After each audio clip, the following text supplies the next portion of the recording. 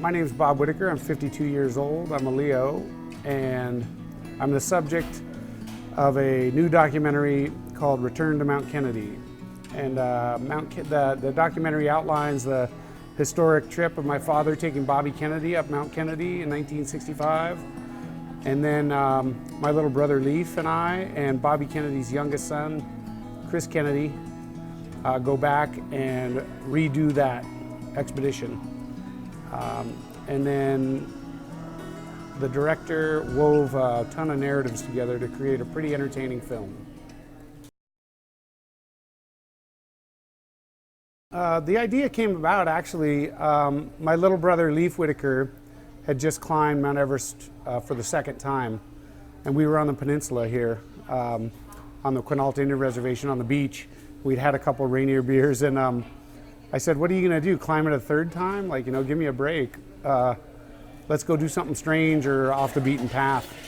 And that's when we came up with the concept to go back to Mount Kennedy, since it was such no one really has heard that story. It was a few pages in National Geographic, a few pages in Life magazine, and I thought there would be a good opportunity to go back there and drill down into some of that family history.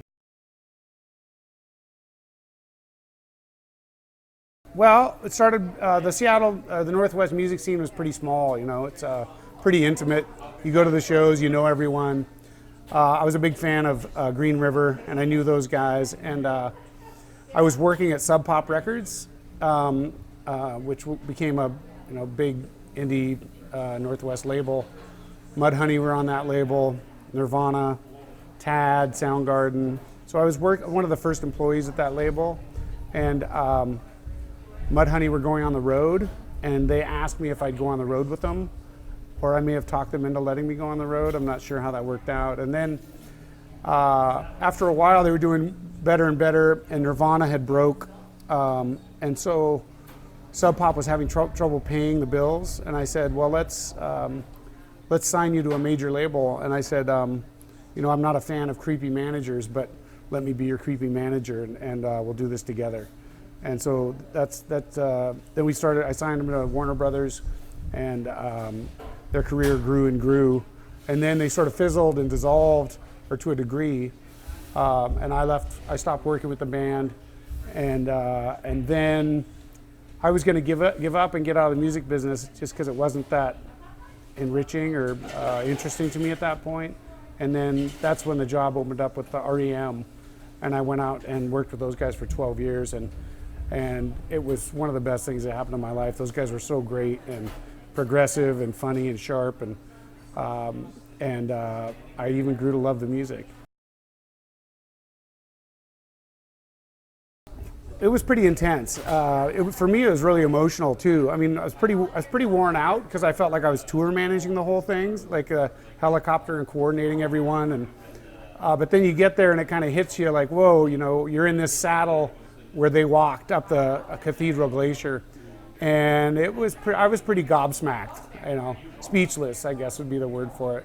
Pretty emotional too, thinking about all the relationships and whatnot that came of that first expedition, sort of.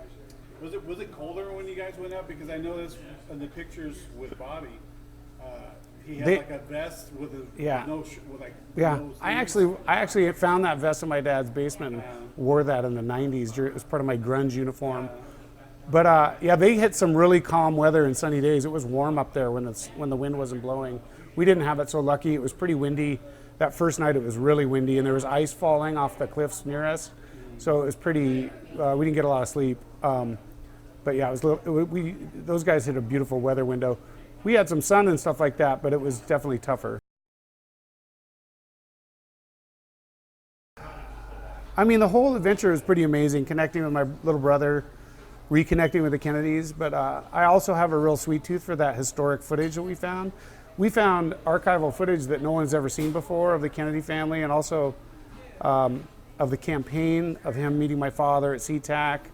And then we found our family footage that my brother had shot of them on the Colorado River, Super 8 color, you know, which was just incredible. And I was able to send that to the Kennedys and distribute to my brother's kids and stuff like that. And so for me, the historic footage, I just was really excited about.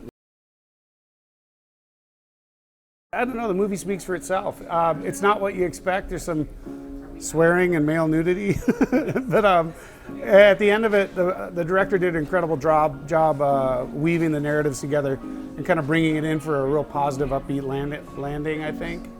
I also am excited about getting Bobby Kennedy's message out there, and the message of conservation and human rights and civic duty.